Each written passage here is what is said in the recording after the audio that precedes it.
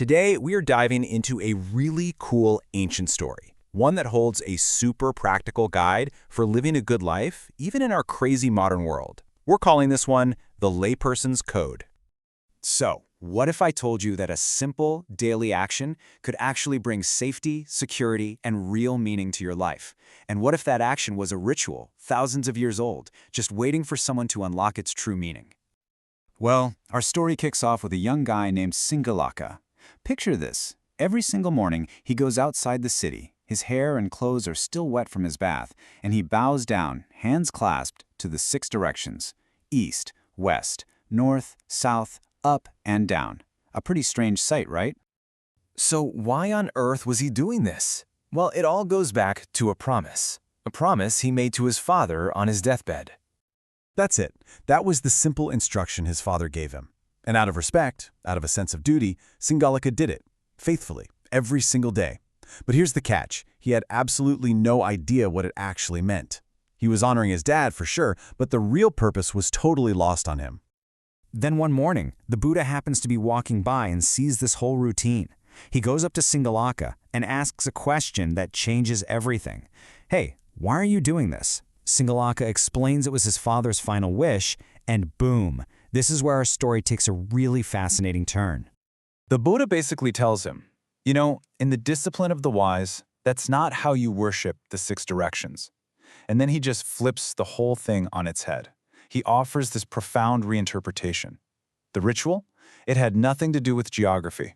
It was a powerful metaphor for taking care of the 6 most important relationships in your life.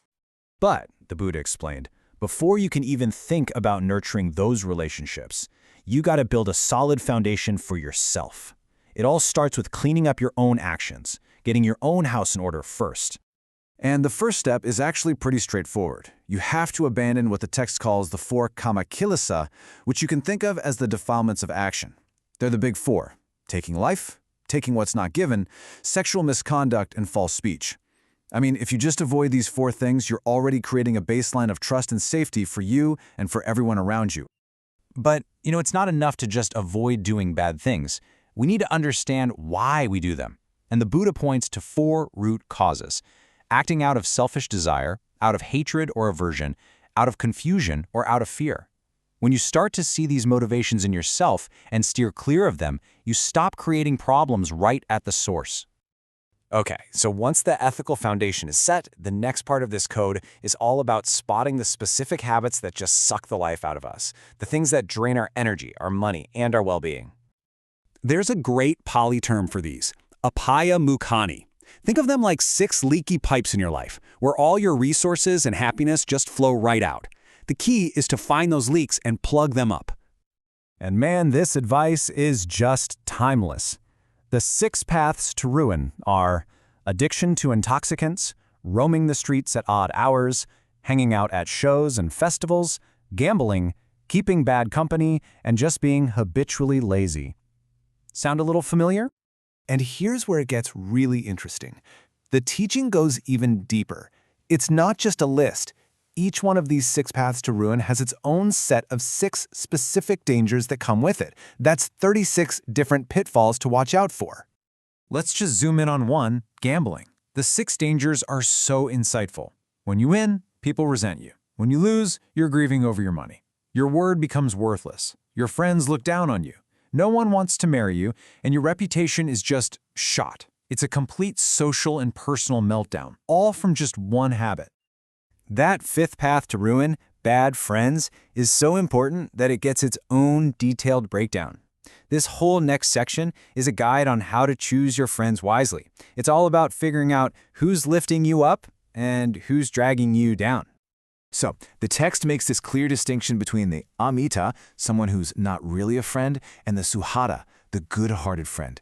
And the difference is night and day. The pretender takes and takes, says all the right things but does nothing, and even encourages your bad habits. But the true friend, they protect you, they're consistent, they give good advice, and they genuinely care. And to make it crystal clear, we get 4 types of pretend friends to avoid. You've got the taker, who's just there for what they can get; the friend of words, who's all talk; the flatterer, who just butters you up; and the companion in ruin, who's right there beside you, leading you down a bad path. And on the flip side, the good stuff. Here are the 4 types of true friends to cherish. The helper, who's like your guardian, the enduring friend who sticks with you through thick and thin, the mentor who gives you that wise counsel, and the compassionate friend who's genuinely happy for your successes and sad for your troubles. All right, so you've built a solid personal foundation, you've surrounded yourself with good people, now we can finally go back to Siṅgāla's ritual and understand what it's really all about. Now we are ready to worship the 6 directions. And here it is, the heart of the whole teaching. Bowing to the 6 directions isn't about geography at all.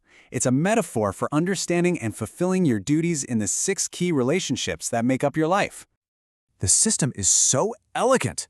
The East is for your parents and children, the South is for your teachers and students, the West is for your spouse or partner, the North is for your friends, the direction below you, the nadir, is for your employees and employers, and the direction above, the zenith, is for your spiritual guides. It covers your whole life. But here's the most crucial part. This is a two-way street. For every single one of these relationships, there are mutual duties. Let's take the Isin, parents and kids. A child has 5 duties, like supporting their parents when they're old. But in return, parents have 5 duties back, like guiding their child toward what is good. Every single direction has this beautiful reciprocal balance. When you fulfill these mutual duties in all 6 directions of your life, the Buddha explains that you cover them.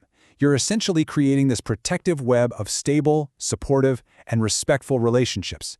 This is what brings real safety and security, not just for you, but for your entire community.